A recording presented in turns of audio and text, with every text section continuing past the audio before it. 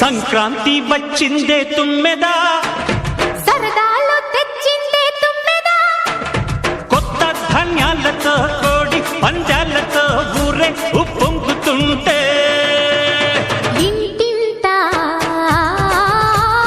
పేరంటం, ఊరంతా ఉల్లాసం. కొత్త అల్లుళ్లతో కొంటే మరదళ్లతో పొంగే హేమంత సిరులు.